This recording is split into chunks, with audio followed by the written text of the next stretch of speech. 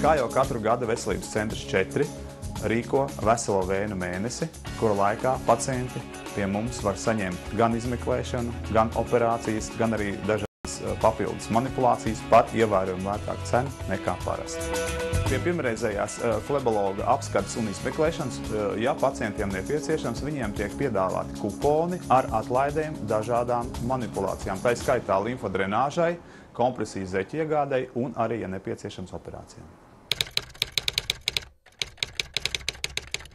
Pie flebologa vajadzētu griezties pacientiem, kam ir stāvošs, sēdošs darbs karstā temperatūrā, kuriem tūkst kājas, kuriem krampji pa naktīm ir. Vēns ir ne tikai cilvēkiem gados, mēdz būt jau pavisam bērnu vecumā vēns. Visjaunākam pacientam man vēns, ko es esmu saskāries, bija varikozes vēns 7 gadu vecumā. Mēnešu laikā pēdējā es esmu izoperējis 2 pacientus ar varikozām vēnām, kur stumbra vēnes bija bojāts 15 gadu vecumā. Uz aci nevienmēr ir redzama tā patoloģija, kas pastāv. Tāpēc nepieciešams ir plašs izmeklējumu klāsts, pirmām kārtām sonoskopiska asinsvadu izmeklēšana un tad attiecīgi ārstēšana atkarībā no tā, kas ir atrasts. Nevienmēr arī šīs sūdzības ir saistītas ar venozo patoloģiju, tāpēc mēs pacientus pēc tam norīkojam pie speciālistiem, sakarā ar ko šīs sūdzības ir radušās. Vēnu pacientiem mēs varam veikt visplašākās ārstēšanas iespējas, sākot no skleroterapijas, termokoagulācijas, lāzerterapijas pie nelielām vēnām, kā arī visu veidu operācijas, kuras pasaulē patreiz plaši lieto. Lāzerterapiju, radiofrekvences operācijas. Patreiz Veselības centrs 4 ir izstrādājis un piedāvā vēnu lāzeru operācijas pilnīgi bezsāpīgā metodē, kur pacients nejūt neko. Mēs kombinējam dažādu atsāpinošu pretsāpju medikamentu ievadu tieši tajā vietā, kur mēs operējam, izolējot apkārtējos audus no lāzeru stara iedarbības, un pacients nejūt nekādu diskomfortu, nekādas sāpes. Во время операции вообще все было чудесно. Очень внимательный персонал, постоянно спрашивали, какое ощущение, больно, не больно, постоянно контролировали ситуацию, спрашивали, ничего не было. Больно, уколы, как вот на прививку идешь, абсолютно не страшно, не больно, так что очень-очень даже для моего организма вообще никаких таких ни болевых ощущений не было, ничего, все довольно приятно и, можно сказать, приятно даже. Mēs nodarbojamies arī ar valsts norēķina centra pacientiem, kā arī veicam operācijas ar kreditēšanu, kur nav jāmaksā nekādi procenti. Ļoti aktuāls jautājums par šo te hronisko venozo mazspēju ir arī grūtniecēm, jo bieži vien sievietēm, palielinoties grūtniecības laikam, sāk parādīties vēnes uz kājām. Un mēs ļoti rekomendējam, lai viņas nāktu noteikti pie flebologa, jo ir noteikti jātaisa izmeklēšana, lai varētu precizēt, vai šī venozā nepietiekamība ir tīri saistīta ar grūtniecību, ja tomēr jau sākās slimība.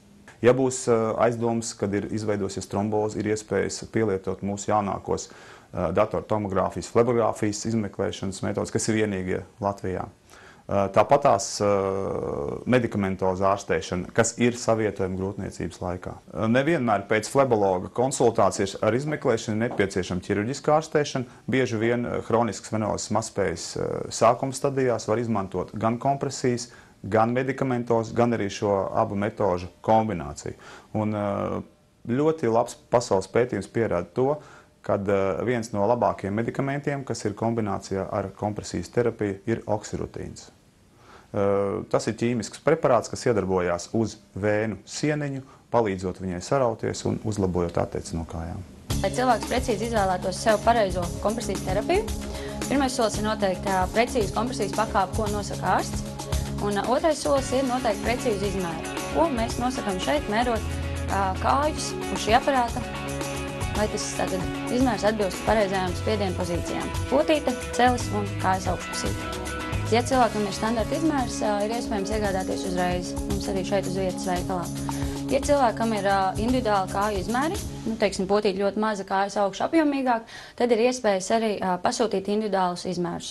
Zeķes ir elpojošas, materiāls ir mikrofibra, kas ir ļoti draudzīga ādai, ir ļoti laba struktūra, pēdiņa ir iestrādāta antibakteriāli un arī audums pēdas daļā ir biezāks, jo šī zeķes ir jānēsā ilglaicīgi un lai šī pēdiņa neizdiltu, tad attiecīgi audums ir biezāks. Pie mums ir iespējams iegādāties dažādu kompresijas pakāpu, dažādas izstrādājumus. Tās ir pusgarās zeķes, garās zeķes, zeķu bikses, arī atsevišķām ķermeņa daļām tikai, piemēram, kājas pirkstiņiem, vai arī kompresijas izstrādājums rokām, kas ir visai rokai, pusrokai, kā cimdiņš, kā pirkstiem, un arī, ja cilvēkiem ir smagas problēmas ar šķidrumu izvadīšanu, saucamā limfostāze, tad arī ir iespējas iegādāties šos kompresijas izstrādājumus visam ķermenim. Veselības centrā 4 tiek piedāvāt arī ārstēšanu un aprūpu pacientiem ar trofiskajām čūlām. Pēc definīcijas trofiska čūla ir brūci vai ādas defekts, kurš nav sadzījis pa 3 mēnešiem, spontāni nav sadzījis vai ārstējot nav sadzījis. Starp cilvēkiem vienmēr ir tāds bailes, kā vai tā man nav trofiska čūla. Ja? Tad jāskrien ātrāk pie ārsta, es domāju, tad, kad ir aizdomas par to, kā izveidojas trofiska čūla. Viņas ir dažādas izcelsmes, ir venozas nepietiekamības foni izveidojušas ādas defekts. Viņš ir pārsvarā apakštilbā, iekšējā virsmā pie iekšējas potītes. Ja? Viņas ļoti smakojušas, brūces ar daudz izdalījumiem, ļoti sapīgas un tā tālāk. Ir išemīskas arteriāls čūls, ja? Ar tam vispār nav ko jokoties. Tas viss var beigties vispār ar amputāciju, ar gangrēnu un amputāciju. Tad ir tā saucamās neiropatīskas čūlas, kas ir raksturīgi cukurdiabēta pacientiem. Sākumā vajadzētu tikt skaidrība praktiski, kāda ir izcelsme tai trofiskai čūlai. Tā būs atkarīga gan ārstēšanas veidi, gan pielietojamas metodas un tā tālāk. Un tieši šeit pie mums ir visas iespējas. Jau gadu 10 es tā pamatīgi ar viņu nodarbojos. Es tur Rēzeknē ārstējos, bet nepadevās man viņa. Man viņa bija 2 reizes operēta. Pēdējo reizi operēta jūras medicīnas te Rīgā. Kādu laiku bija labi, bet čūla neaizauga pilnīgi. Tad beidzamos gadus gan viņa man šo pagājušo gadu ļoti, palika sliktāk. Izlasīju avīzē, ka ir brūču centrs un griežos uz šo centru. Laimējās tikt pie ārstes. Man tas tagad iet uz labo pusi. Katram ir savu, arteriālai čūlai. Mēs tur daudz ko nevaram palīdzēt, ja pacientām nav veiktas izmeklēšanas sākumā. Tā ir segmentāla doplerogrāfija, tā ir angiogrāfija un pacientam nepieciešama rekonstrukcija, lai uzlabotu mikrocirkulāciju. Tad ar to mums palīdz asinsvadu ķirurgi. Venozām čūlām ir pavisam savā ārstēšana, ja, kurā iekļauta gan kompresijas terapija, gan lokāla terapija, gan medikamentozu terapija, gan limfodrenāža un intermitējuša pneimu kompresija. Mums daudz iespējas ir šeit, lai ārstētu venozas pacientus. Ir gan jāuzsver, lai ārstēšana nest vēlamos rezultātus, svarīgākais šajā procesā ir ārsta un pacienta sadarbība, pacienta vēlme atveseļoties un līdzdarboties slimības ārstēšanā.